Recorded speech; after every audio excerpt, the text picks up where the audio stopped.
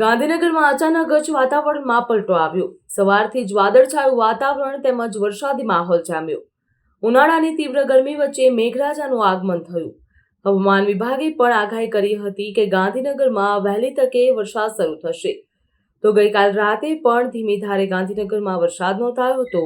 છેલ્લા 24 કલાકમાં અનેક વિસ્તારોમાં 1 ઇંચથી પણ વધુ વરસાદ નોંધાયો છે। નગરજનોને અસહ્ય ગરમીમાંથી રાહત મળી છે। ઉકળાટથી ત્રાહિમામ લોકો પુકારી ઉઠ્યા હતા।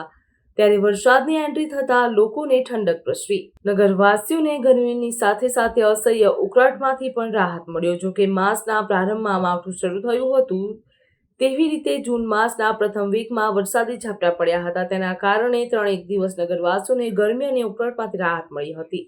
મોડી સાંજે શહેરમાં વરસાદી ઝાપટું પડ્યું હતું। પેથાપુર, માણસા તાલુકા તેમજ બિલોદરા સહિતના વિસ્તારમાં છૂટોછવાયો વરસાદ નોંધાયો હતો।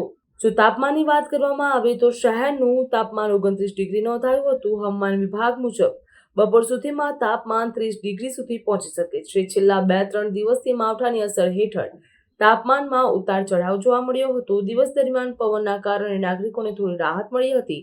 જોકે ભેજના પ્રમાણમાં વધઘટ થવાથી ગરમીનો અહેસાસ વધુ થયો હતો। વાદળછાયા વાતાવરણ વચ્ચે નગરજનોને પરસેવો વધુ થતા હોવાની પણ ફરિયાદ નોંધાઈ હતી।